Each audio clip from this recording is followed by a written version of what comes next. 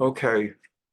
Um, I'm not going to really get into a tragedy Israel's army ran into in Rafah the other day, where either an anti-tank missile or an improvised explosive device underneath the tank uh, blew up a tank, and there were 8 soldiers in the tank. And it was probably the single worst disaster during the course of this war. It's a tough war, and that's part of why we care so much. And the miracle, really, the miracle is that that hasn't happened 10 times a day, every day.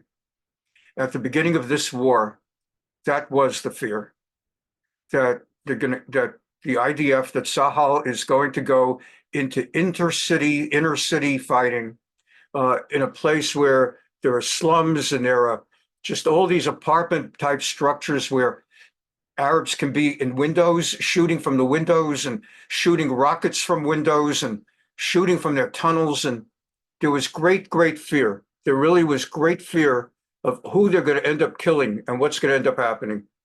And many predicted just it was going to be a graveyard for Jews. And that probably is part of the reason Netanyahu, whatever else, never fought the whole victory battle. Each of the 5 previous wars with Hamas and Gaza, he'd always back off after early successes. And that's probably part of it, if not all of it. I don't know what goes on in his head. But the idea of sending people in and there's going to be a massive massacre. So first of all, it's a tragedy, but it's also a reminder of the miracle that the Israeli soldiers have been blessed with by God. The idea that I don't want to use the word only 300 have died, but the idea that 300 have died in 6 months, 7 months, when there were terrible anticipations. An important factor has been that they bombed left and right those buildings. And while no one was aiming to kill 20,000 or 10,000, and there are no innocent civilians there pretty much, maybe some babies. But if they had not bombed out those buildings, it would have been just a disaster from day one. And all the buildings bombed out and all the so-called civilians that have been killed, not on purpose, but in order to destroy those buildings, destroy those tunnels, have saved hundreds and hundreds, thousands of Jewish lives, soldiers. In the same way that kidnapping Jews and then putting them in residential homes amid a civilian population, and then starting to cry to the world when the civilians guarding those homes and shooting their own private weapons at the Israeli soldiers as they come in to rescue, and then maybe 1,000, maybe 100 of them die, and then to start complaining about it, it means nothing. The country is entitled to save its people and to get its people back, and owes apologies to absolutely no one when they go for it. It's finally, as we get into today's class and program, it's come out more and more. We always knew it, how they would say, I'm not anti-Jewish, not anti-Semitic, I'm anti-Zionist. As the experience has gone on more and more, the anti-Semitism has come out more openly, no longer so much about we're anti-Zionist, anti-Semitic. Jewish kosher delicatessens being spray painted with Palestine, synagogues being spray painted, Jews being accosted, people with yarmulkes who are therefore notably Jewish being denied access into their school that they're attending, for which they're paying full tuition or whatever. The anti-Semitism has come out, and it's important. It's important to note that this is not only about Israel, this is about Jews everywhere. We're all in this together, whether we like. There are a lot of Jews that say, it's not my problem. It is your problem obviously not our group, but it is your problem, Jews. Wherever in the world you live, it's your problem. Because as they shoot you, and as you're going down into your grave screaming, but I'm not a Zionist, Doesn't matter. That's what happened in the Soviet Union. They would arrest Jews and they would torture and kill, but I'm not a Zionist. Doesn't matter. We don't care. And in the end, even Trotsky, but I'm not a Zionist. I hate the Jews. Doesn't matter. It gets a hacks in his head. So we're going to go into the program. There's a lot of good stuff always. And the most important part is to recognize that Israel is winning this war on more levels than we realize. We've seen the last few weeks stuff about the 1967 war. I really haven't gone into the 1973 Yom Kippur War. Israel used to have to fight to defend herself against countries. Egypt, Jordan, Syria, countries were attacking. They've given up. Maybe they don't all have a white flag today. They've given up. They realize they cannot defeat Israel. That is an extraordinary, nobody talks about this. They each have set up a satellite terrorist group to fight Israel instead and do damage. So Egypt has Hamas in Gaza, and Jordan has Fatah in the Judea-Samaria area, and Syria has Hezbollah.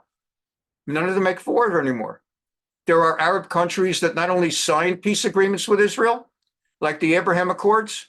Everybody was expecting during this war, if it goes on too long, they're all going to break up their agreements. None of them has.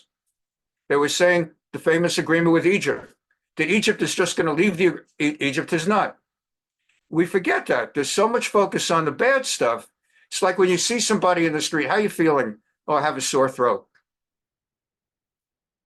The other answer is, my head is good, my hearing is good, my voice is good, my heartbeat is good, my lungs are working well, my urology is working well, everything, my digestion is working well. What do people say? How am I feeling? I have a sore throat. It's so natural human to focus on the negative. And when you're dealing with the news media, they don't ever give you news reports about how yesterday two children saved the lives of 9 adults. They don't tell you that. They only tell you the bad stuff. And so it's important for us to recognize the Arab states are not part of this. And the ones that made peace agreements haven't broken them. And what the United Nations is against Israel. I remember as a kid, 1967, by the 6th day of the war, as Israel started, the first 3-4 days, Nasser was announcing that the Arabs are winning and wiping out Israel. So the UN did nothing. Then when it turned out in the 6th day that Israel's winning this war, then the UN Security Council ordered an immediate stop to the war. And the United States, Lyndon Johnson, did not veto.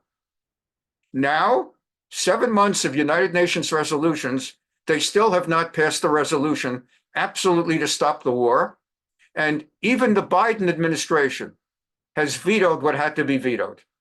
This is a tremendous thing. And these are things to think about. And one more thing, and then let's get going. They talk about how Israel had bipartisan support until more recent years, both Democrats and Republicans. That's because Israel, until recent years, was socialist leftist. So Democrats supported, Bernie Sanders lived in a kibbutz for a while. They liked a socialist Marxist country. And so they enjoyed it. And then Republicans supported Israel for their reasons. And so people talk about, oh, there used to be bipartisan support. All of them, even the friends of Israel, no one supported Israel holding on to Judea-Samaria. They talked about a 2-state solution. We have now reached a point that one of the 2 major parties in the United States, which controls this side or that side of half the House and half the Senate, give or take one, they don't support a 2-state solution anymore. This is a miracle. Half of the United States Congress and House no longer supports or presses for a so-called Palestinian Arab country in Judea-Samaria. Either they say nothing, or many of them say they've come out against it openly. And even their banner carrier has most recently given an interview where he has decided that doesn't make sense anymore. So we have come so far and finally had the strength to go into Gaza and certainly coming close to some resolution. Be ready that when it ends, There will probably be a war next day in Lebanon. I believe Israel is going to go to war against Hezbollah in north. They may be waiting for November in the hopes that there's a change in the White House administration. But one way or another, I think they're going to go in. 100,000 Israelis living in northern Israel have not been in their homes for 6 months. I get emails from people. I'm a rabbi on the lists. I get emails from people. If you know somebody who has a home in Israel, an apartment, an American Jew who has an apartment that he goes to 3 months a year, but he owns a part, can you find out whether they would be willing to make their apartment available the other 9 months of the year to a family that's had to flee northern Israel? There's a complete chaos, and the media don't report it. They talk about Arabs in Gaza who aren't in their homes. They don't talk about 100,000 Jews that have not been in their homes for 6, 7 months. So it's important to know that too. They can't live there because Hezbollah shoots rockets. So you can expect for Netanyahu, I do believe he's now reached a point politically that he has nothing to lose. Until now, he's avoided it possibly for political reasons also, that he wanted to be secure politically and not run into. Now he's at a point, what do I have to lose? So I do believe that'll happen. Let's get started. Things are good. Things are good. And if they don't tell you it's good, so I'm telling you it's good. Could be better. Could always be better. Could always be better. But things are good. Let's see if I can figure out which one. Get this off the screen. Okay.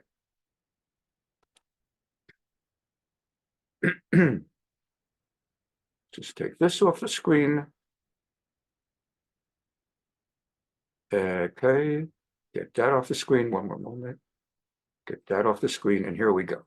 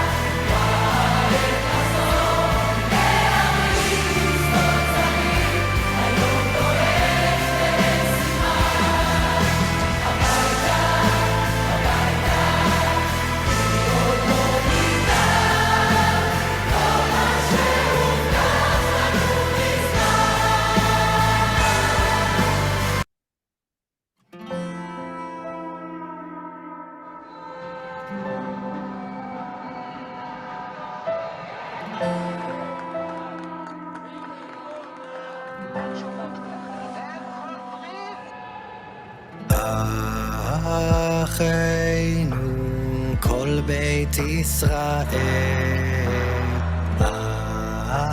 אחינו, כל בית ישראל, הנתונים בצרה ובשביה, העומדים בין בים ובין ביבשה.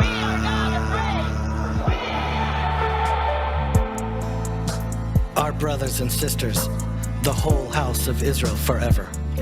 We are the smallest of all nations, but we are the biggest family together. Our brothers and sisters stolen away. We will never give up. United, we pray. Locked away in tunnels between the land and the sea. We will fight for you. We won't stop until you're free. And now we turn to heaven. We pray for you. We pray for mercy. המקום ירחם, ירחם עליהם ויוציאם מצרה לרווחה ומאפלה לאורה משעבוד לגאולה השתה בגלה ובזמן קריב.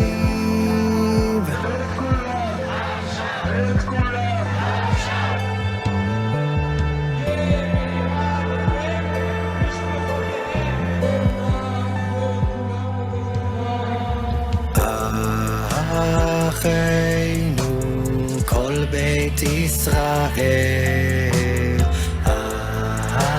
אחינו כל בית ישראל, הנתונים בצרה ובשביה, העומדים בין בים ובין ביבשה.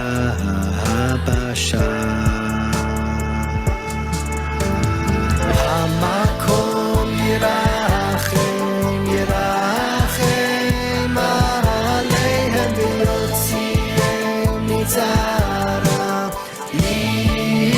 לרווחה ומאפלה לאורה משעבוד לגאולה השתה בגלה ובזמן קריב. המקום ירחם, ירחם עליהם ויוציאם מצרה לרווחה ומאפלה לאורה משעבוד לגאולה השתה בגלה ובזמן קריב.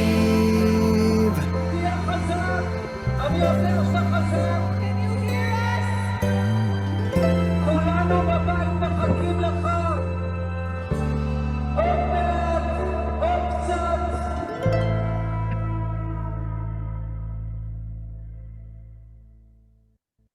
Moran Stella Yanai went to the Nova Music Festival in Israel on October 7th to sell her handmade jewelry. She hoped that sales at the big venue would boost her career, but then came the Hamas terror attack, which Yanai fled, running and walking for 5 hours, avoiding capture twice before she was taken hostage. Moran Stella Yanai joins us live in studio tonight, along with pro-Israel activist and TikTok star Montana Tucker. Thank you both for coming in. Moran, to you first. I mean, your story is horrifying. We're told it captured 3 times on October 7th.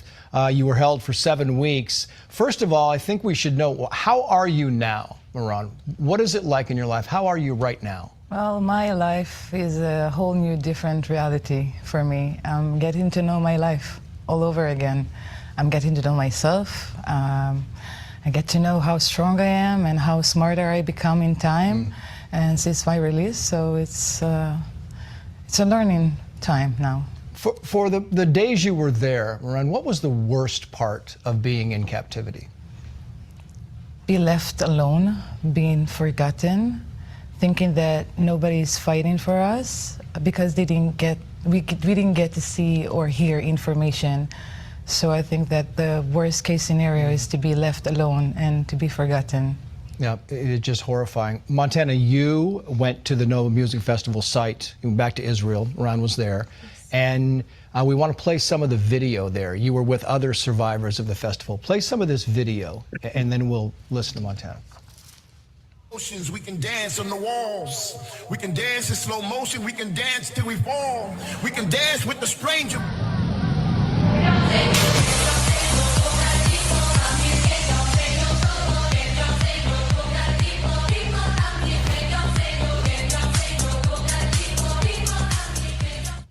It's got a zillion views on social media. It should have. Why was it so important to go? Why was it so important to dance? Since the 7th, I have met so many survivors, Moran being one of them, and I have just been deeply moved by their stories, and I felt that it was time that I physically went to the site.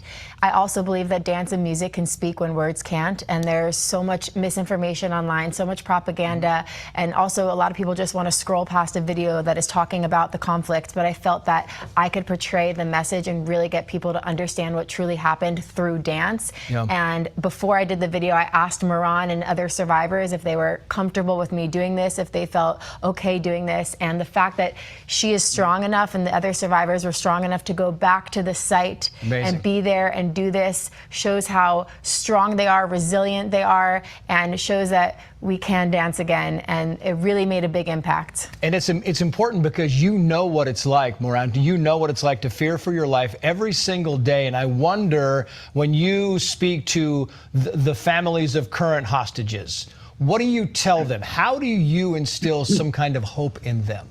I try to tell them what helped me survive, what helped me inside, that being grateful every single day that I'm still alive, that I still have the strength to get up and to protect my friends, and to be rejecting to them trying to break me mentally 24/7. I didn't have, like I said, the information, so everything they said is supposed to be the new truth of my life. So I tell the families, think of them strong, think of them as they have as much as faith to hold on and keep on. That's what I want to believe. This is for both of you. Montana, you first. When you see these anti-Israel, anti-Semitic protests happening every day across the country, what do you think about your country in these protests? I've said this before, and I'm going to say it again. These protests are not just anti-Israel. They're anti-American protests as well. And I think over time, eventually, the whole world is going to wake up. And I think slowly but surely they are. But they're not just burning Israeli flags. They're burning American flags. And people really need to start waking up and realize this is a global problem. And it's in the schools. It's in the workplace. It's not even just in colleges. It's in middle schools, high schools. And that's why I will not stop doing the work that I'm doing, so that people really continue to wake up. What would you say to these protesters, Moran, if they knew who you were and what you went through? What's the message you want to convey to these people? So first of all, I want to strengthen what Montana just said. I just want the world to see that they choose violence at any time they have to speak. They choose violence, and if I can speak with them, I really want to say that we are here to listen. If you have something to say, I'm here to listen, and I will be more happy than happy to try to work this communication between us, to try to understand what do you want. Speak your words, don't choose violence instead. What about Hamas? Moran, what would you say to the world? Elizabeth Pipko asked us this. What would you say to the world about Hamas? First of all, Hamas is a Hamas. There is no word to describe this organization. Any other word will be insult to say. Hamas is a Hamas, and it's a different word. The world needs to see. I don't understand how people till today are still standing and advocating this part of people, this kind of people, advocating for do not have a choice, you don't have freedom, you don't have a place to live at, because everybody in here is prisoners. Everybody is hostages in this story. I want to tell the world that Hamas will go down. There is another group that will come after them. I want to show the world that they need to be educated to act differently. You can't have the same lesson over and over again and with the same outcome and not choose differently. She's very strong, Montana. She's the strongest. She inspires me every day to keep going. Yeah, it really is. Montana Tucker?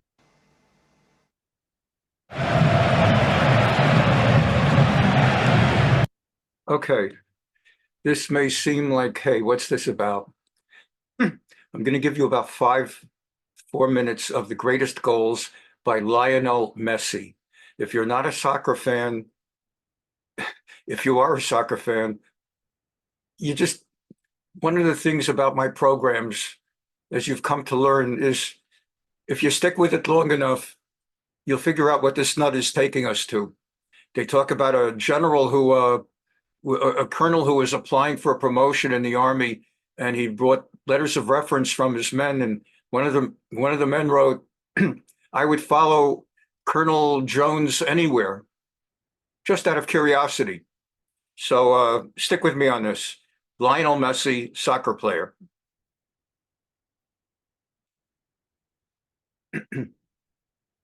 Skipped. Messi got there first. Still Messi. Oh, what a goal! Absolutely stunning, but no surprise in that. Side to Messi. Messi onto his left foot. Cuts inside, takes it all, covers Lionel Messi, and then passes it into the goal. There's no stopping him. Messi, pass one, Lionel Messi! Magical! And it's Messi, and it's Messi. Barcelona get the goal inside that big 2 minutes. It's a massive goal. Cross in with the right velocity and the right height. Yeah, he could meet him. It's to do with the spring and the timing. Look at this from Messi. Look at this, Rob. He leaves one, he leaves two for them. Takes on three, takes on four, beats the goalkeeper. You're just lost for words. He is just brilliant. Paredes. Oh, stupendous thing. An incredible goal from Lionel Messi. Suarez knocks it down for Leo Messi. Leo couldn't quite find the time to shoot, but he does now. Elimination by Mourinho. This time, Pep is the boss. And here's Messi. Away from 2, 3, 4. Wonderful, wonderful, wonderful. How good is he?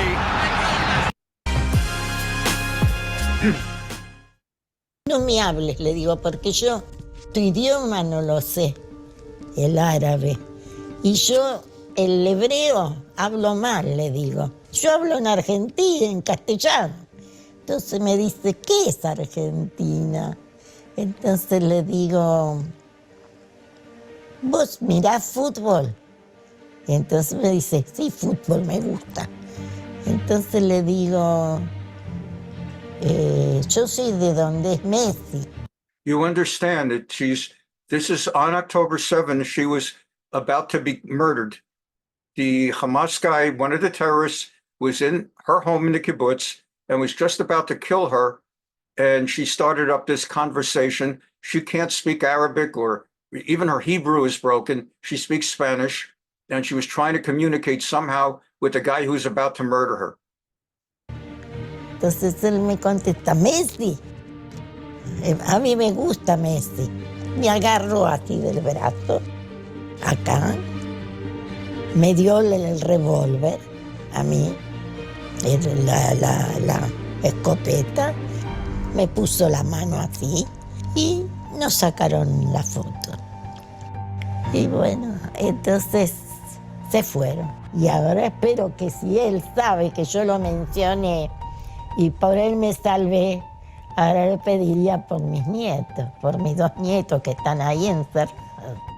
Y le diría que por favor ruegue por Dios que se lo mande a él, que trate de sacarlos, porque son chicos que valen oro. Uno David y otro Ariel, Cuño. So the film is telling of survival, destruction, pain, suffering of 40 different Spanish-speaking Israeli Latino immigrants that were either witnesses, survivors of the massacre of the day, or families of hostages that continue to suffer while their loved ones are being held hostage in Gaza by Hamas.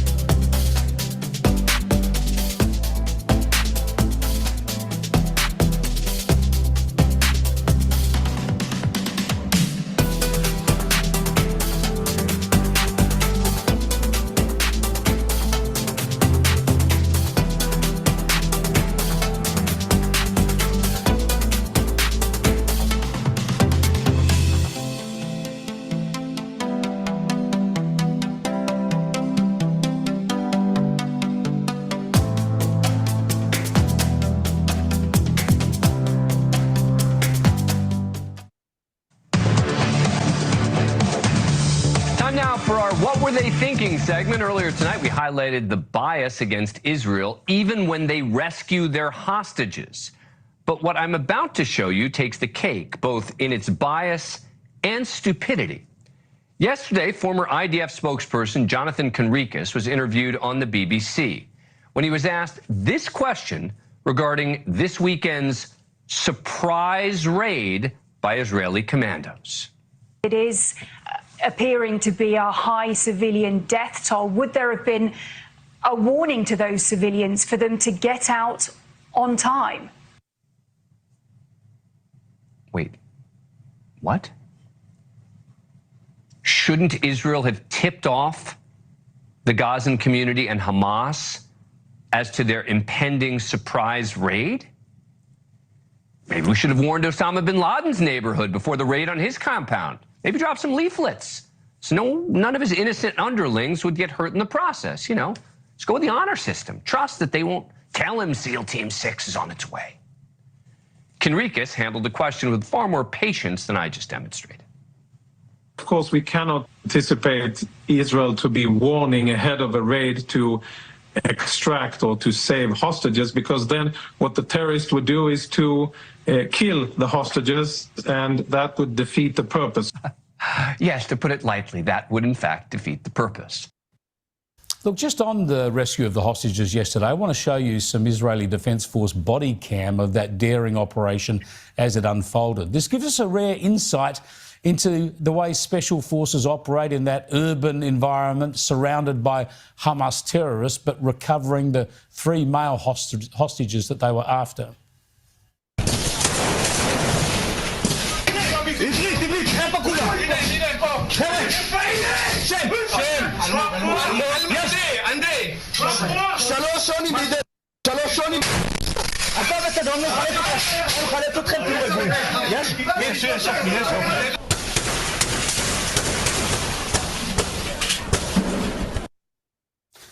Yeah, incredible stuff, isn't it? The Israelis lost 1 soldier. But I just want to show you one little touch there you might have missed. Those 2 blokes you saw huddled on the left were, of course, the hostages, and obviously they were scared and confused as gunshots ran out and their explosions set off. And the IDF soldiers were having to tell the hostages what was going on and that they were being rescued while they were shooting and taking cover.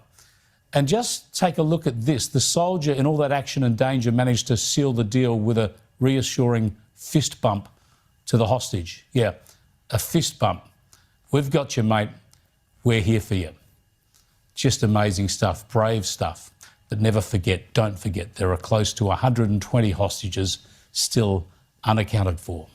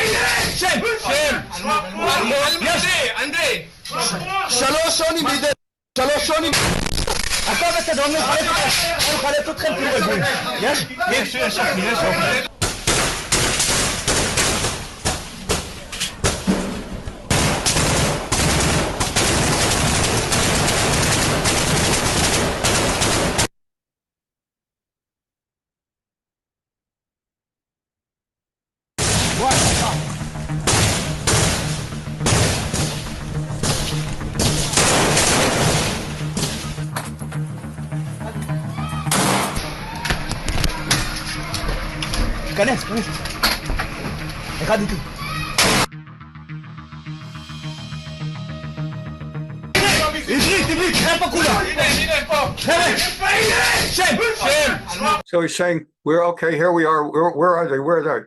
And this guy's saying, Almog, I'm here. Andre, that's who I am. Okay, there are 3 of them.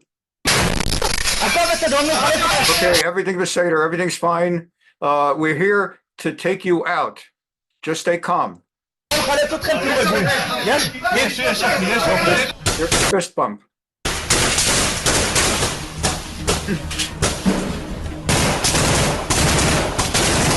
Notice on the lower left, 1 hostage, then the other hostage is running. These guys are providing cover so the hostages can get out and get towards the helicopter.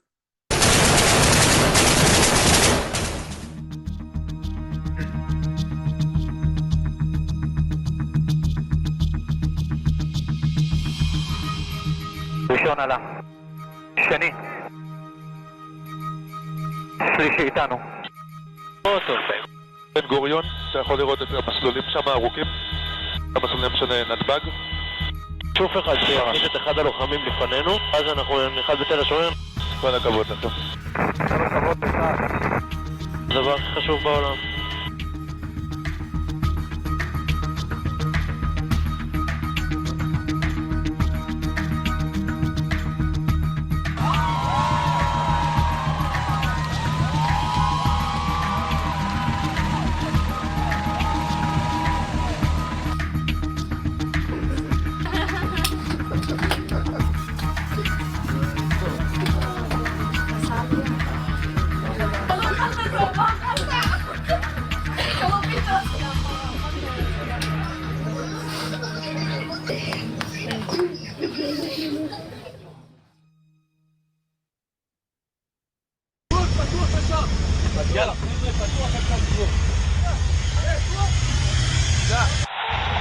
פעל של הכוחות.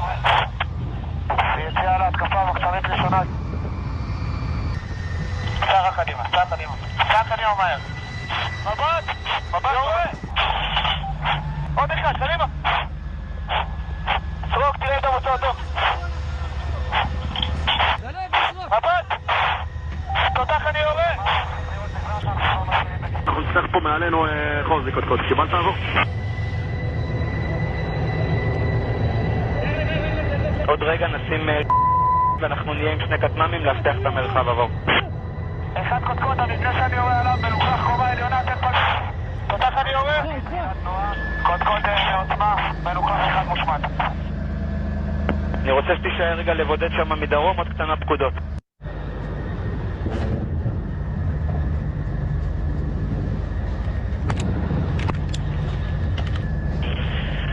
אנחנו בהתבצרות, יש לנו פרחים. אנחנו כרגע בחבירה של כוח צבאי.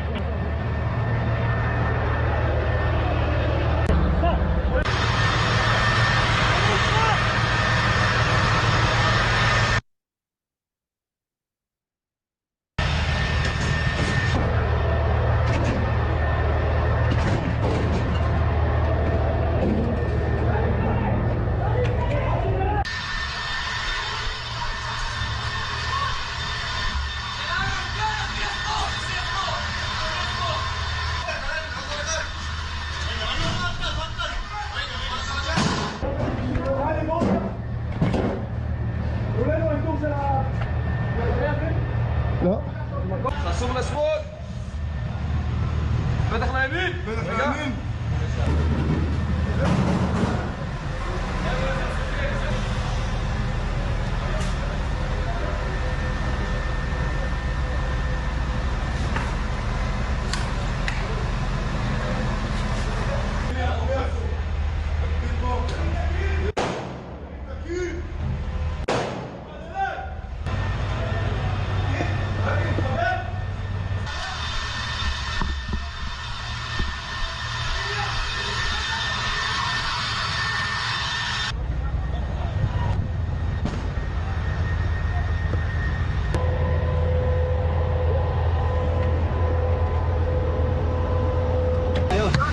כל הכבוד לכם. כולם בסדר. רגע, חבר'ה, עוד לא הגענו הביתה.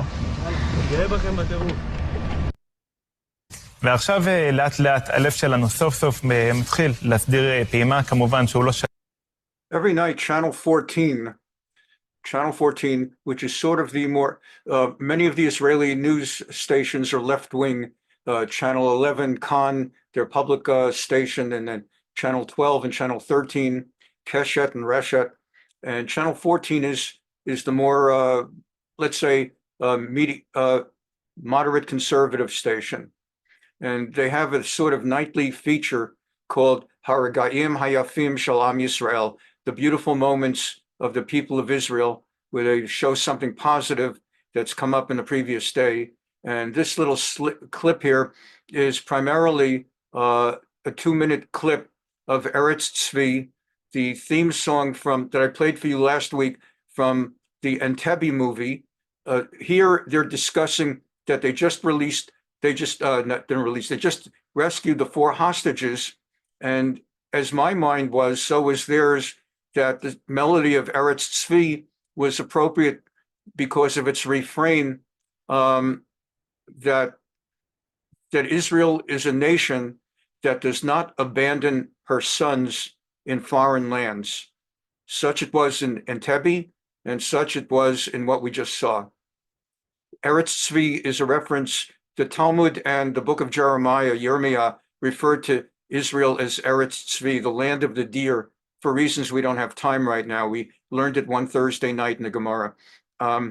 So land of Israel, land of the deer, land of milk and honey, a country that does not abandon her sons to foreign lands. שלם עד לשבתם המהירה בעזרת השם של עוד 120 החטופים שאנחנו מתפללים יום יום לשבתם.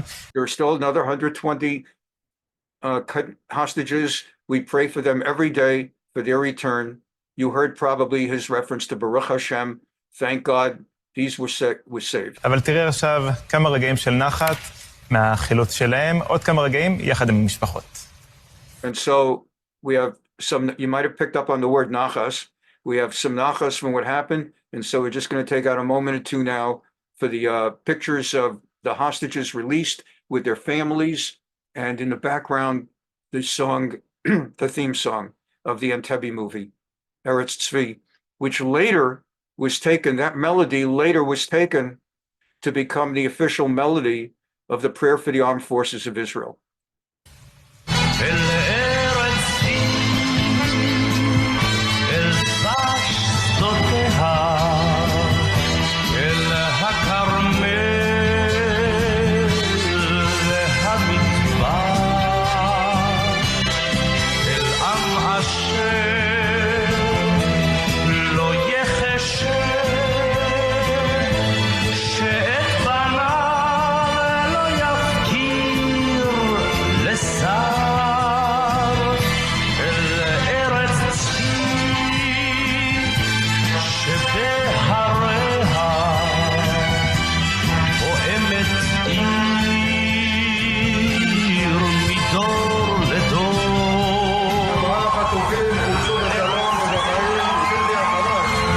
Hostages have been released, have been saved.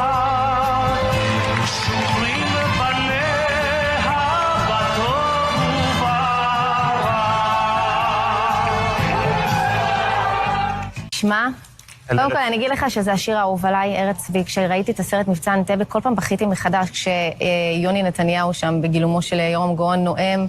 אתה פשוט נחנק מהנאום, והנה, מבצע שלא נופל מבצע אנטבה, אולי אפילו עולה עליו בסביבה כל כך מורכבת שהייתה שם, ואין יותר מתאים מהשיר הזה לתאר את מה שעבר עלינו כאן. He's talking about how the song is so appropriate, and while the Entebbe rescue had its extraordinary aspects, there were aspects of this one that in some ways were more complex than even Entebbe.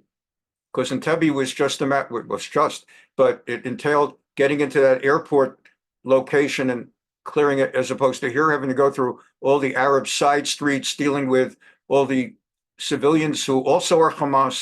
Just a miracle. Israel has established a new national memorial day for the October 7th massacre.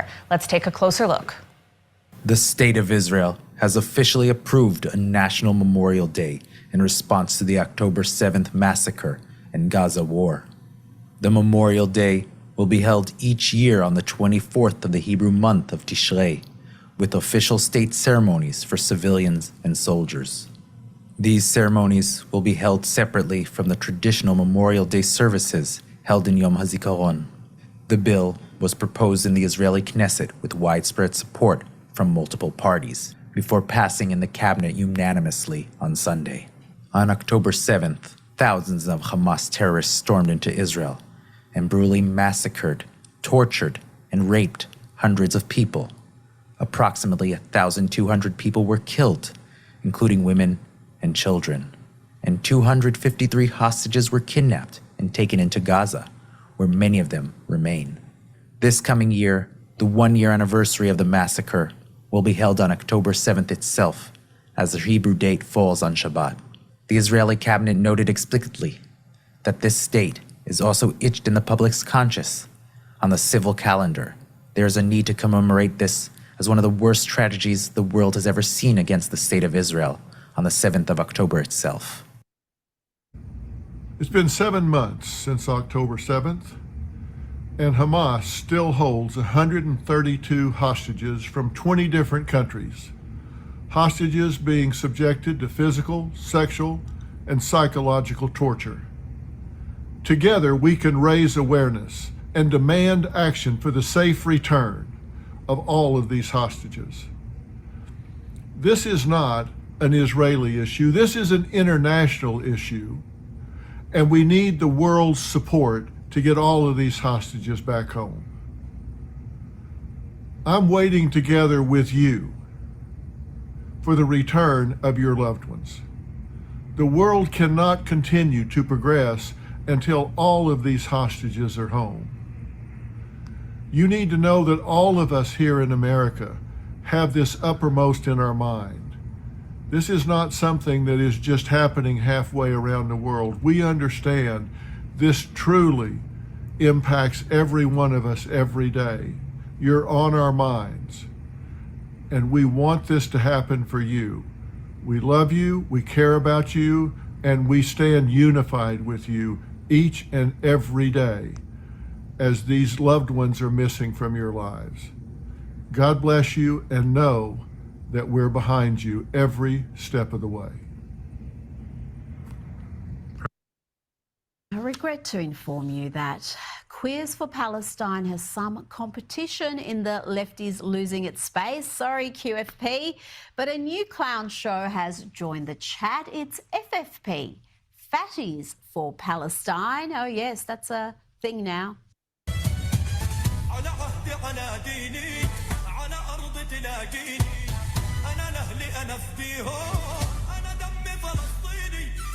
Yes, they even have their own shirts, and you can get one too if you want, but the size range is rather limited.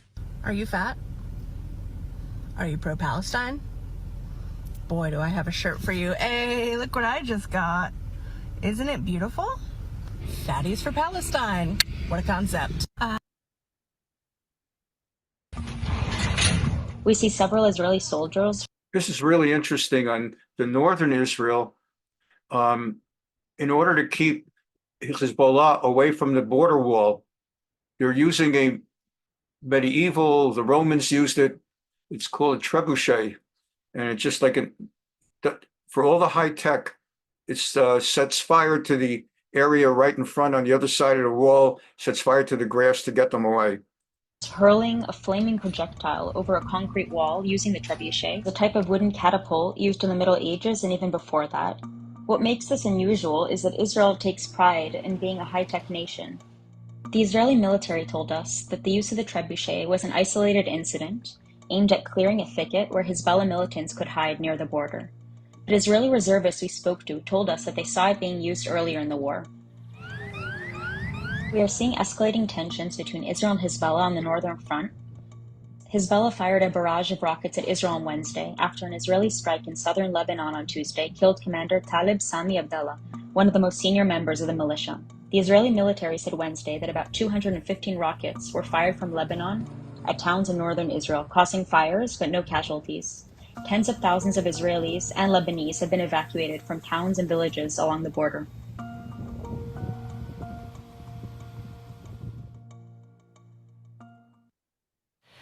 Lebanon's Hezbollah militant group fired a barrage of rockets into northern Israel to avenge the killing of a top commander, further escalating regional tensions as a ceasefire plan between Israel and Hamas hangs in the balance.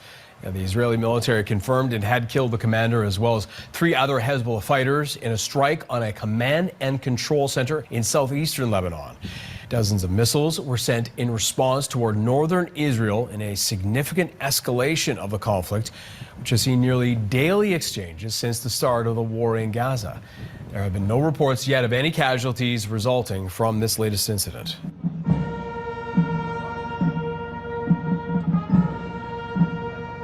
إذا كانت رسالة العدو في النيل من قائدنا.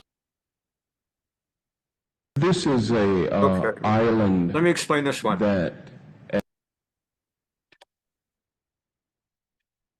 I have a lot of us forget when we talk about Ocasio, when she was first elected to Congress from Astoria, Queens, she had not yet really met up with Rashida Tlaib and Ilhan Omar and that ilk. She was just a progressive who now is in Congress.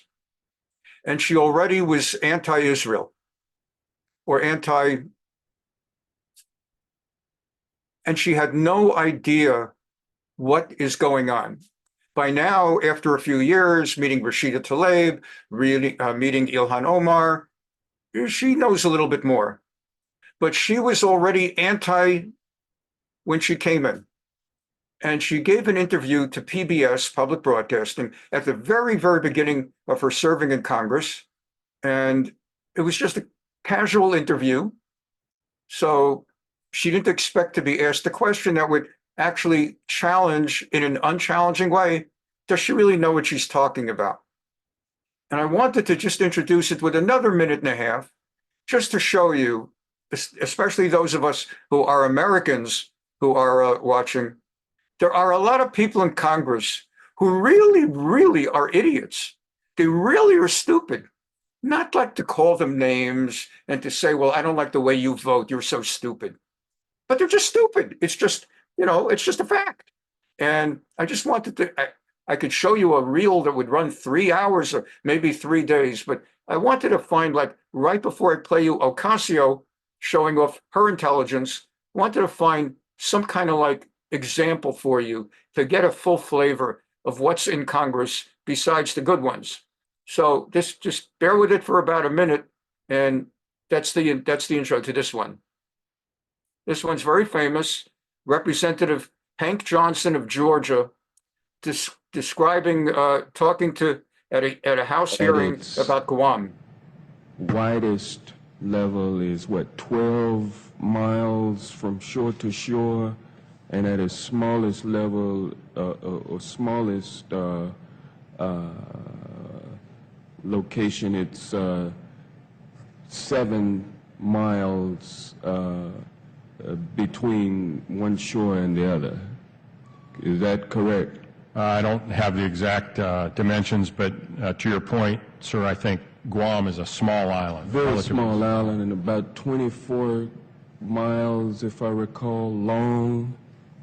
So 24 miles long, about 7 miles wide at the least widest place on the island, and about 12 miles wide on the widest part of the island. And I don't know how many square miles that is. Do you happen to know? I don't have that figure with me, sir. I can certainly supply it to you if you'd like. Yeah, my fear is that the whole island will become so overly populated that it will tip over and capsize. We don't anticipate that. The Guam population, I think, currently about 175,000, and again, with 8,000 Marines and their families, it's an addition of about 25,000 more into the population. The whole island will become so overly populated that it will tip over and capsize. We don't anticipate that. You used the term the occupation of Palestine. What did you mean by that? Here's a video of AOC. This is when she was running for Congress in 2017, and listen to her moral confusion and ahistorical nonsense. I mean, I think that usually goes without saying when you're talking about AOC. Like there, in terms of geopolitics and the war in the Middle East, is very different than people expressing their First Amendment right to protest. Well, Yes, but I also think that what people are starting to see, at least in the occupation of Palestine, is just an increasing crisis of humanitarian condition. And that to me is just where I tend to come from on this issue. You use the term the occupation of Palestine. What did you mean by that? I think what I meant is like the settlements that are increasing in some of these areas and places where Palestinians are experiencing difficulty in access to their housing and homes. Do you think you can expand on that? Yeah, I mean, I think I'd also just, I am not the expert on geopolitics on this issue, you know? You all should need to know that America is not sending their best and brightest, to Washington, D.C.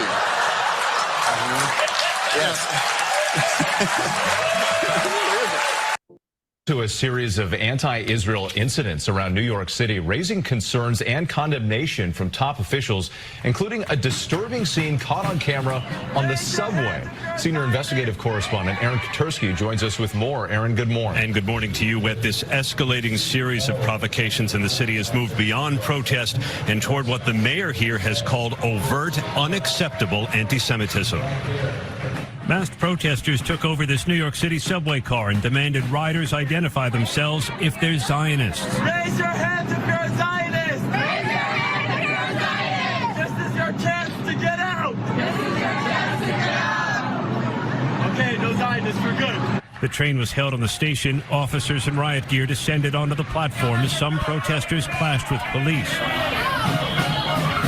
They were part of a rally that included a large banner, "Long Live October 7th," and the flags of terror groups Hamas and Hezbollah.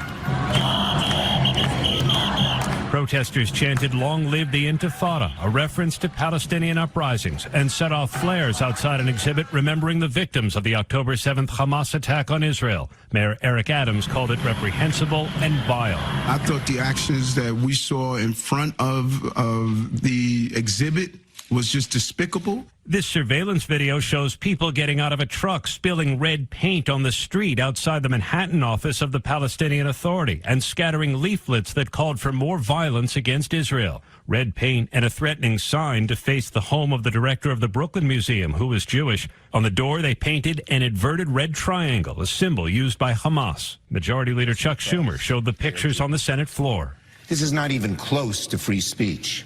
It is intimidation, invasive attacks loaded with the threat of looming violence.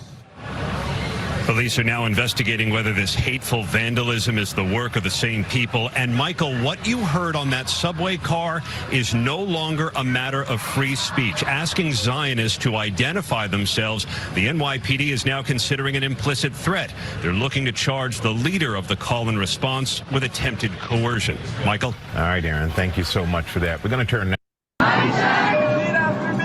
Repeat after me. Raise your hands if you're a Zionist. Raise your hands if you're a Zionist. Raise your hands if you're a Zionist. Raise your hands if you're a Zionist. This is your chance to get out. This is your chance to get out. Okay, no Zionists, we're good. Woo! No Zionists here. No Zionists.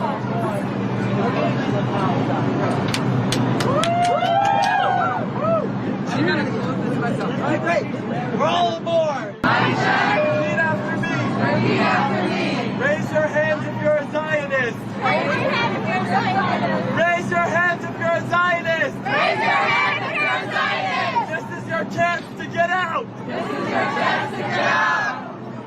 Okay, no Zionists, we're good. Woo! No Zionists. New tonight, an investigation is underway after a New York City synagogue is defaced. CBS 2's Lisa Rosner has the latest on what has been a week-long escalation of anti-Semitic incidents. Less than a month after the second gentleman visited the Park Avenue synagogue to discuss steps he's taken to fight the rise in anti-Semitism, the word Palestine was scrawled onto the wall Friday right under the word Israel just after midnight, according to police. It's especially sad because the people in this institution are kind, fair-minded, always seeking justice and unity between people. And it just breaks my heart, frightens me terribly. The synagogue posted online it is investigating and assured congregants that the building is secure. In fact, services were still held this weekend. The rabbi addressed it during Friday night Shabbat services. It's actually with a heavy heart that we begin Shabbat services tonight. The facility is okay. We are all safe. But it is shocking and it is distressing. The NYPD Hate Crimes Task Force is investigating. The text that was vandalized is a prayer in Judaism that expresses reverence for places of worship. I honestly cannot understand why. There's confusion amongst people between what's going on in Israel and by the Israeli government and anti-Semitism. My parents immigrated here after the war. And if they were still alive, they would be thinking we never believed our daughter would be experiencing something akin to what we went through. Wednesday, vandals doused the homes of Jewish board members of the Brooklyn Museum with red paint. Upside-down triangles like the ones Hamas terrorists used to mark targets were drawn on the museum director's home. Police have released this video of some of the suspects wearing masks and dark clothing. Monday night, protesters praised terrorist groups outside the Nova Music Festival exhibit. At the festival October 7th, more than 300 people, mostly Jews, were murdered by Hamas. On the Upper East Side, Lisa Rosner, CBS 2 News. Now, across Texas, the issue is... I'm Stephen Dial in Dallas. I'm Rudy Koski in Austin. And I'm Greg Grugan in Houston, and this is Texas, the issue is... For multiple weeks, we have seen pro-Palestinian protests on college campuses. North Texas Congresswoman Beth Van Dyne has a bill that would make it a revocable offense for anyone arrested who's not from here, arrested and charged in one of these protests. I talked to her earlier this week.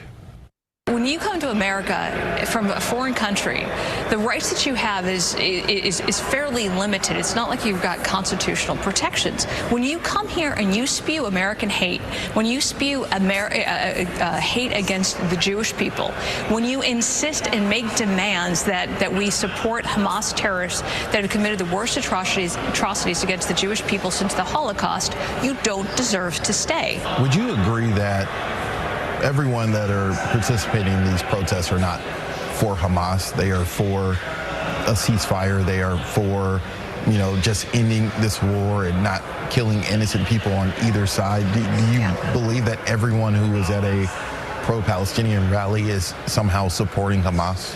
I think there's a lot of people at these rallies that don't know what they're supporting. They're there because they think it's cool. They're there because organizers are telling them to go on campus and they're just doing it.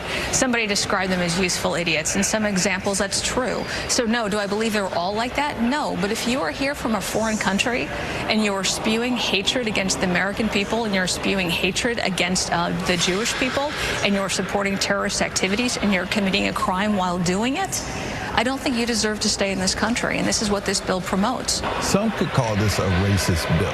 I mean, some could say that, saying, why are you just targeting people who are not native to this country? I mean, there are students or U.S. citizens who are participating in this, so why just target people who are not from here?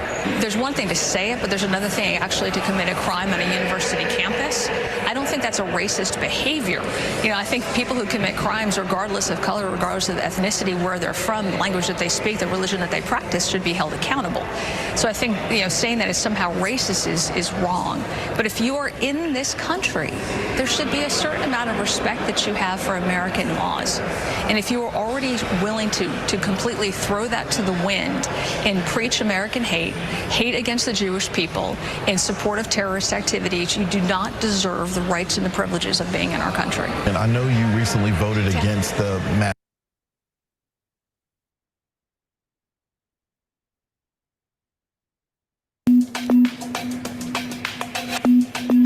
זה קורה כל שבוע, לפעמים פעמיים בשבוע, כשקרולינה פרייזלר מגיעה כדי להתעקש על האמת שלה. הלו? האישה במעיל האדום והתיק הצהוב, לפעמים זה מעיל צהוב ותיק צהוב, מחרפנת את המפגינים הפרו-פלסטינים, לא רק בשלטים שהיא נוסעת איתה להפגנות, אלא בעצם התעוזה שלה להפגין לבד.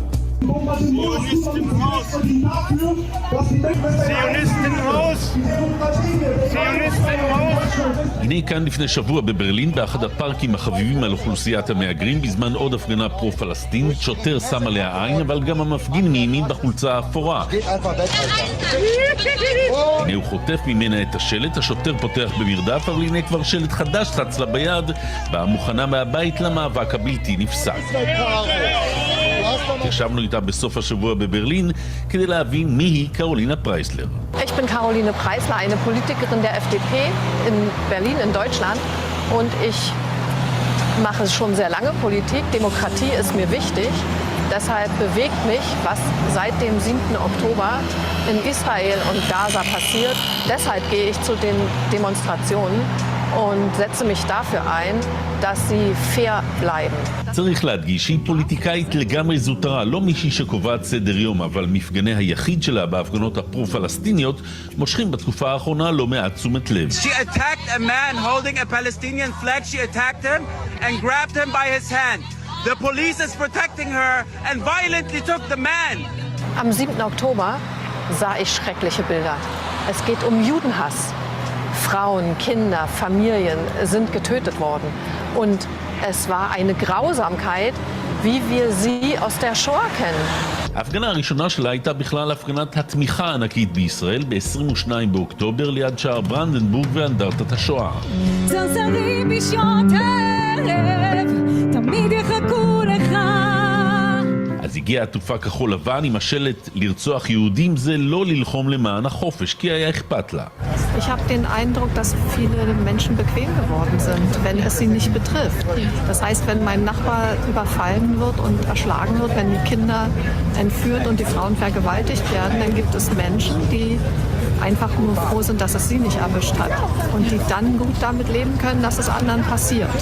ואז החלה להגיע להפגנות הפרו-פלסטיניות, כי הבינה ששם זה המקום הנכון לחדד את המסר.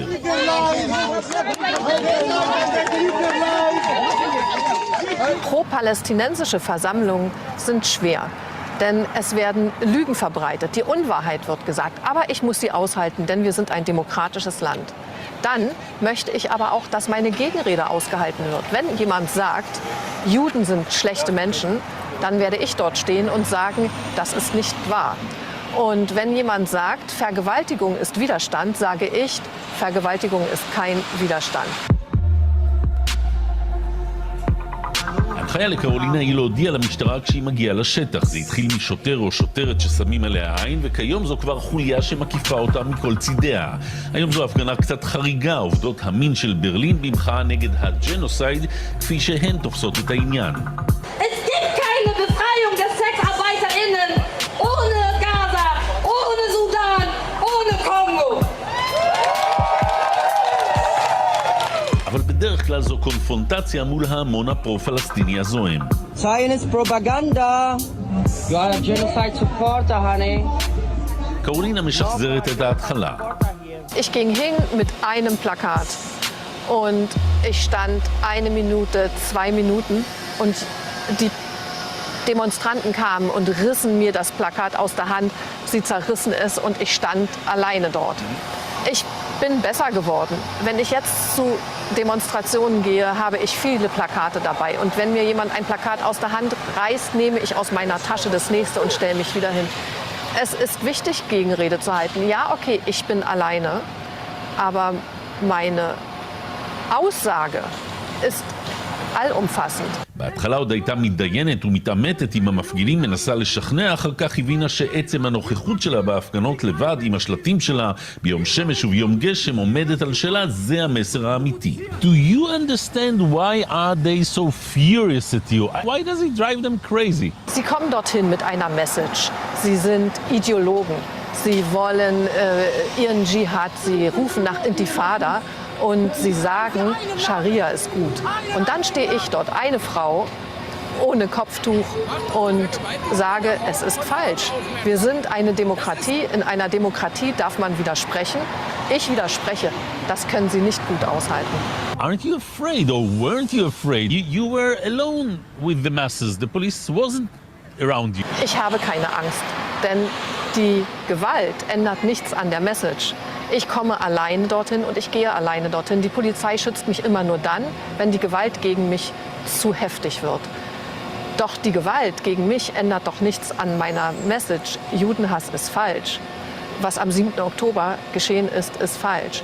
Deshalb habe ich keine Angst. Selbst wenn ich einmal geschlagen werde, ändert es nichts an der Wahrheit.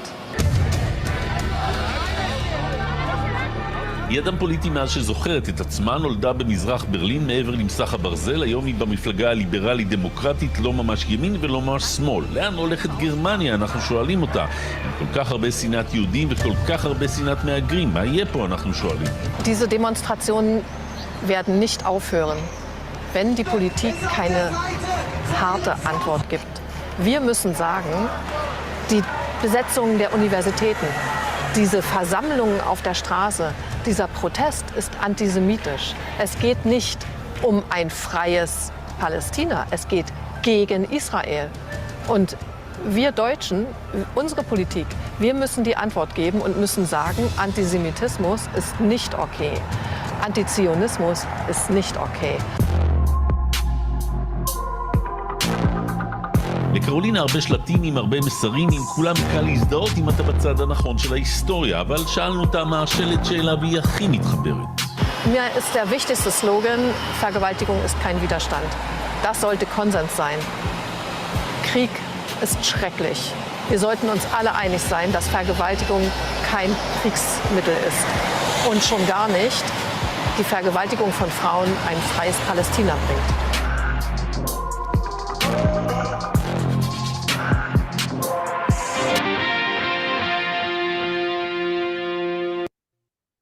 And continuing a tradition for American presidents, back to Ronald Reagan, President Joe Biden, now it is his turn, addressing the audience here at the 80th anniversary of the D-Day invasion. That Allied invasion.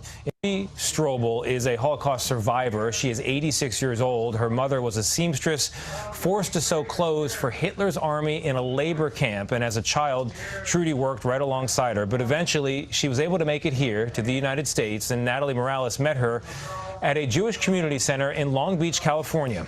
Trudy says that her mother's lessons in stitching have saved her life not once, but twice.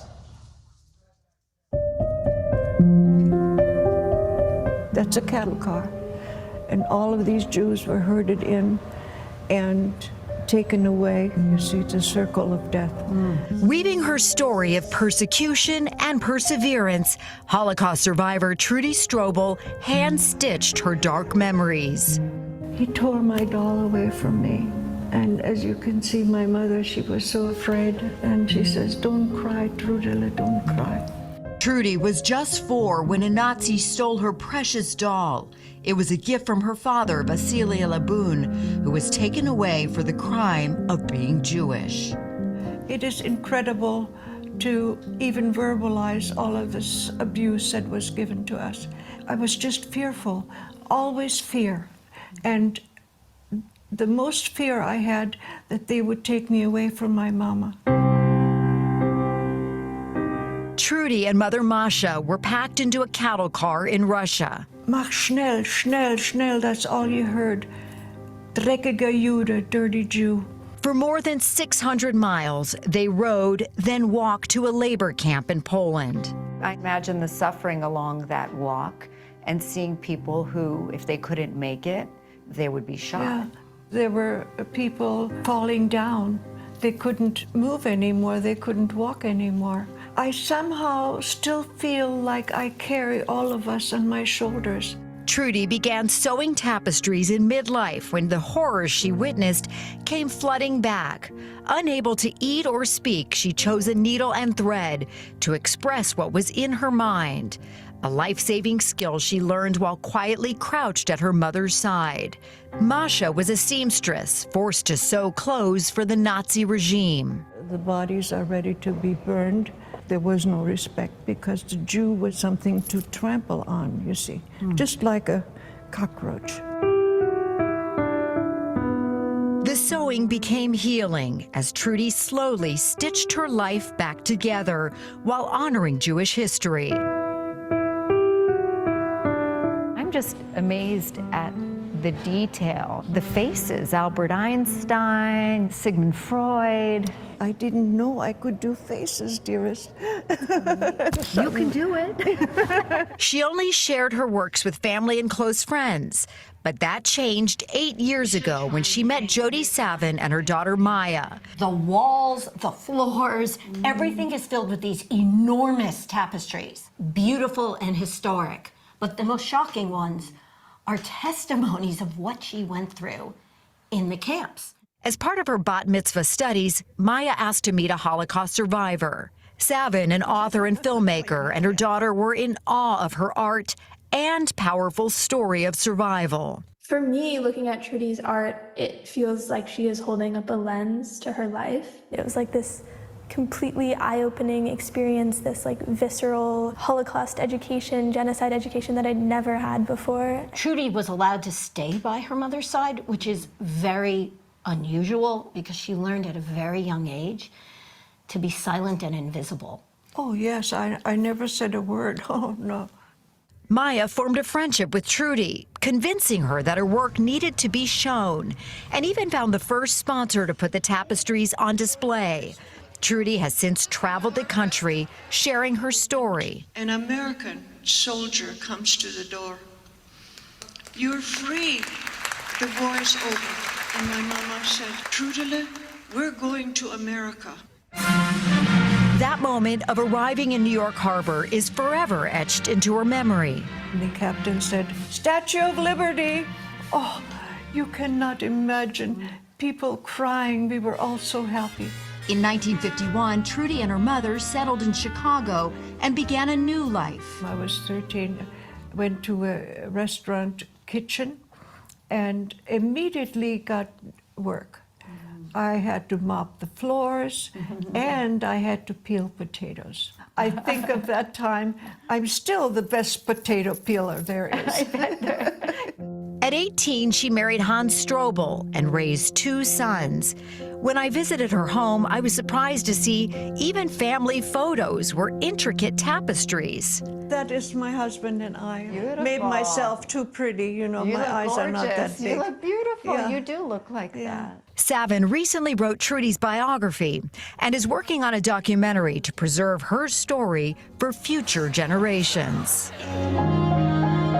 How are you not angry? How are you not bitter? We cannot keep hatred because then we stay hateful all the time. The person next to you is of the same value as you are. We must respect that person.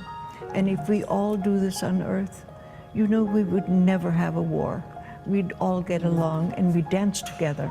Yes, we would. We would dance together. Right.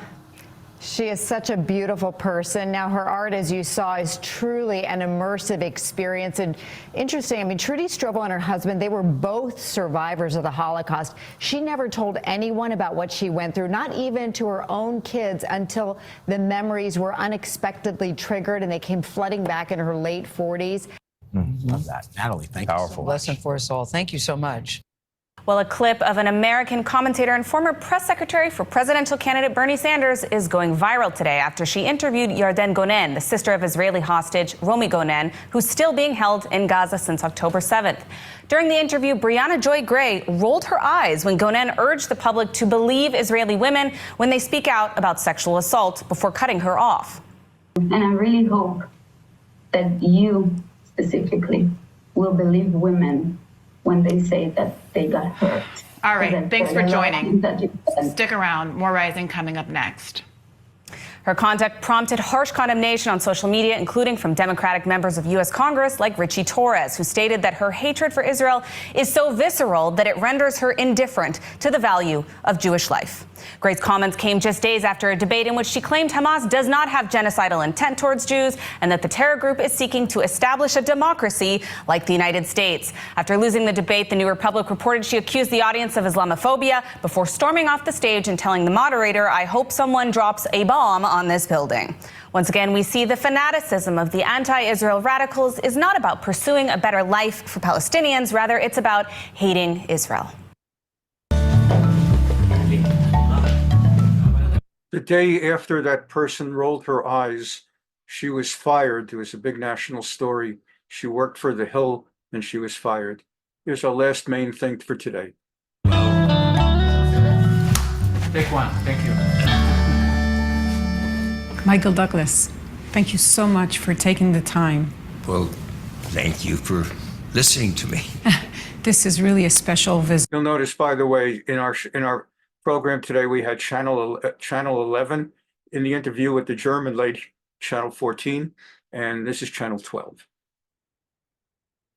It's not a given that you would come here in these times. Well, probably not. This is a difficult time. I was fortunate enough, dear friends of mine, Heather Reisman and Jerry Schwartz, two Canadians, who were very, very much involved with Israel and invited me. And when they called you, you said yes with no hesitation? Oh, absolutely. So what a rare opportunity to get over here at this particular time. It's a time of war. We know it's controversial. You might get backlash for being here, for supporting Israel. No hesitation at all? No, not at this point. I guess, right after the tragedy, the massacre on the 7th, I, like a lot of people, was just shocked. I think we got used to thinking of Israel as being omnipotent. It was one of those moments as a Jew, part of the diaspora, along with in Israel, we just were taken back by feeling vulnerable. And I don't think it was a sense that Israel had felt for a long time. So you also felt vulnerable, although you were in the States, or you just looked at the country and said they're vulnerable? Well, I felt vulnerable for Israel. But you were very quick in taking actions, right? A week afterwards, you were already signing a petition to get the hostages back, and from then you've been very, very supportive on your social media. Why not? I mean, there I can tell you why. In Hollywood, it wasn't such a clear case. I mean, in the beginning, it was easier, but just after a week or so, there was also a letter sent to Biden by other actors, and it started being kind of controversial even in Hollywood. Yeah, a little bit. There were and there are, but I don't know what to say. It was my personal feelings, and really didn't know until recently how to kind of articulate or how to support. But you knew you wanted to come to Israel? But I had the opportunity, absolutely.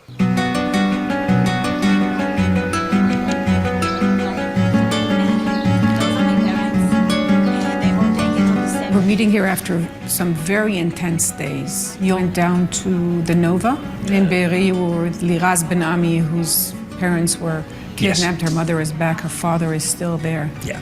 And you can see that they take her on a car. Here is the car that are waiting for her. What shocked you the most from that day in the South? The randomness as you went from one house to the others, how some were untouched. The questions about how much they really knew, how the choices were made on the houses, the kind of destruction, what happened to the safe rooms, those who were able to stay safe and those who were not. This whole concept of not being able to lock your safe rooms. And then the people that survived that are still living there. That surprised you? Yeah, well, they're in their attitude and in their ability to talk about what happened. I think this is the biggest moment since Israel's battle to create itself as a country in 47, 48. And you felt that it's Israel's second independence? I sort of just seeing from the military side, from the civilian side. I've been talking to my family a lot about it, and it's rough. My heart goes out. You also met Omer Shem Tov's mother, and you've met Mirav Leshem Gonen, who's Romi's mother. Right, and 3 other families who met together, which was sober, to say the least. One of the families already knows that their son has been, I assume, murdered. They want their son's body back before they can have a shiva, before they can acknowledge that. I understand that in the room there were a lot of emotions. Yeah, it was very emotional. They talked in detail about the actual day of October 7th and the loss of them, and they now have a fair amount of video. and then not to know anything for 8 months is hard to imagine. It's just really hard to understand the viciousness involved with this, the fact that these hostages have not had the support of the Red Cross. I'm a little upset that the Red Cross has not taken a stronger position. I am a United Nations ambassador for 20 years. I was disappointed initially in the United Nations perspective on this in terms of these hostages and how they're being treated. I want to take you back to Hollywood's reaction. Jerry Seinfeld said that, he got backlash for visiting here, for supporting. I talked to Julia Margolis, who was very active for the hostages, and she said she feels different when she walks around on the streets and among Hollywood industry. Is it something that you feel also? No, because at my point in my career, I'm going to be 80 this year, so I'm sort of a Teflon man. It's not really going to make a big difference, But would you have thought about it differently if you were just starting your career? Do you think that young Jewish actors now have to think, well, wearing my Jewish identity and being so strongly supportive of Israel is something that could affect their career? Probably, probably would be the pressure on a lot of people. But I just posted from here, from the Nova thing, and my comments are pretty rough. And a lot of people, what do they call? They disown you. Unfollow you. Unfollow me. So you get a fair amount of that. But that's par for the course. But it's also the universities and everything. My kids, is in the middle of. They are heartbroken friendships. People that were friends their entire lives now. It's like a civil war. All of a sudden you look at them across the divide.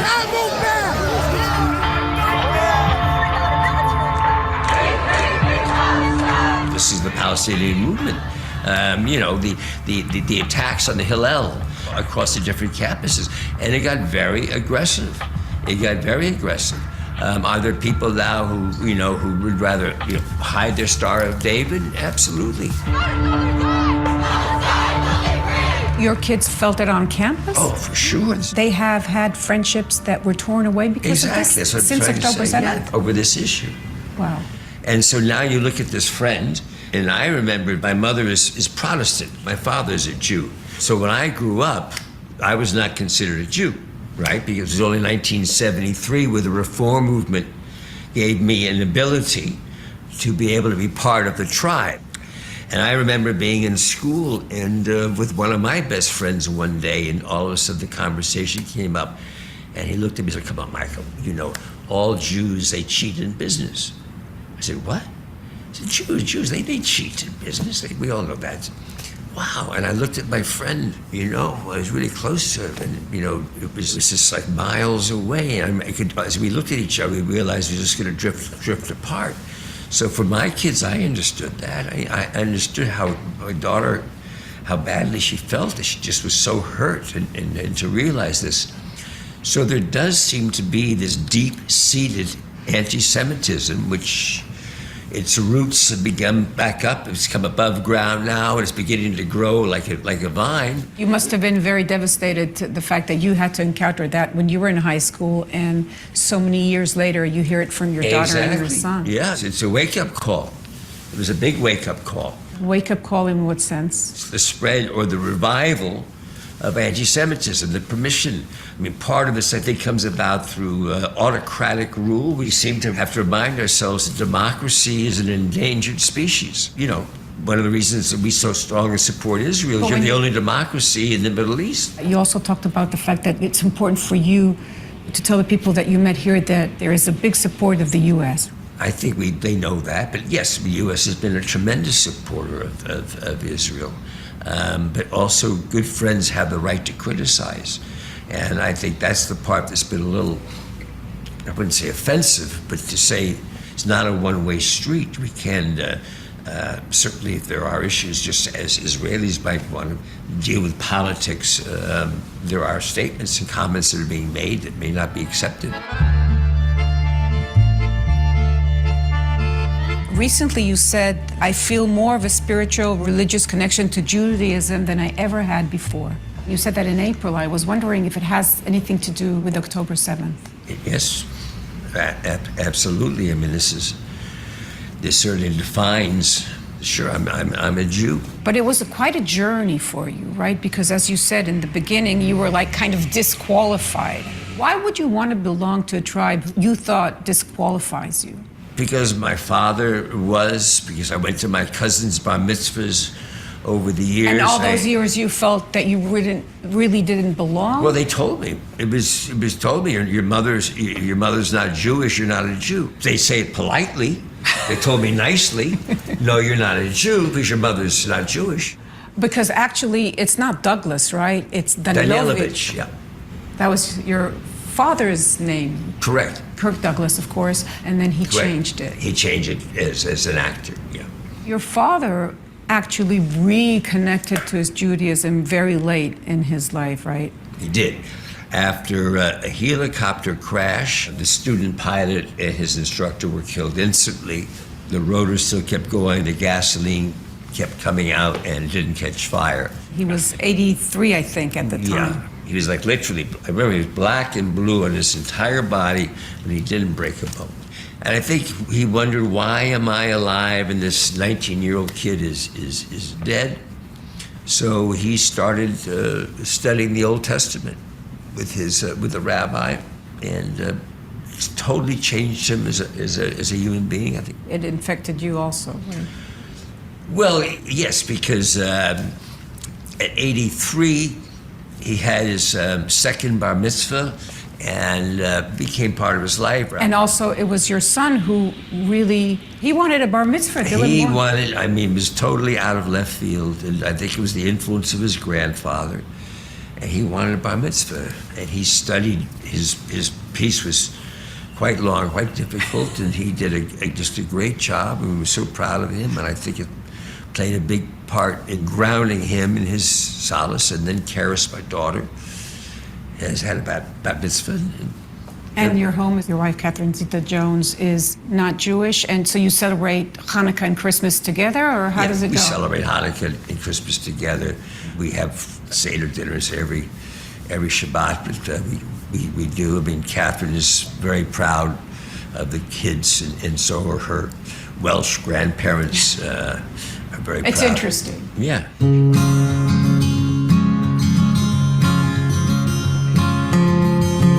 You're going to turn 80 in September? Yeah.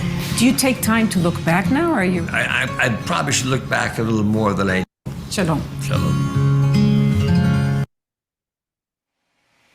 May he who blessed our ancestors, Abraham, Isaac, and Jacob, bless the members of Israel's defense forces and its security services, who stand guard over our land and the cities of our God, from the Lebanese border to the Egyptian desert, from the Mediterranean Sea to the approach of the Arabah, and wherever else they are, on land and air and at sea. May the Lord make the enemies who rise against us be struck down before them. May the Holy One, blessed be He, protect and deliver them from all trouble and distress, affliction and illness, and send blessing and success to all the work of their hands. May He subdue our enemies unto them and crown them with deliverance and victory. May there be fulfilled in them the verse, "It is the Lord your God who goes with you to fight for you against your enemies to deliver you." And let us say, Amen.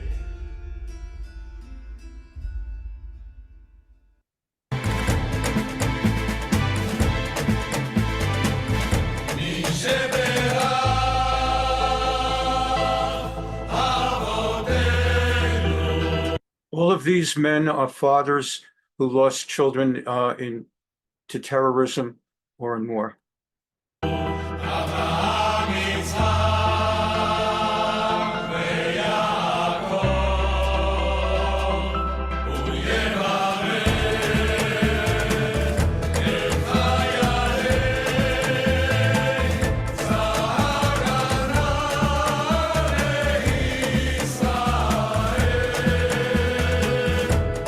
יברך את חיילי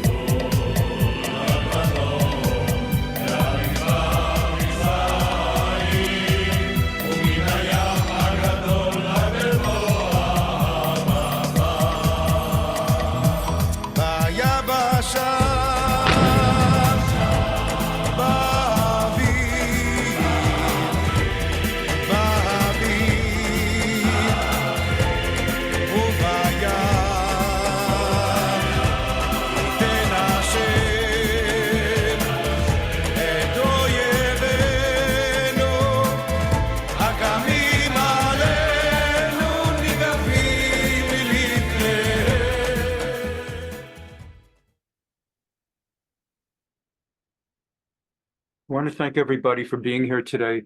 It was a busy week and it's a lot of things that came up. I'll let everybody go now.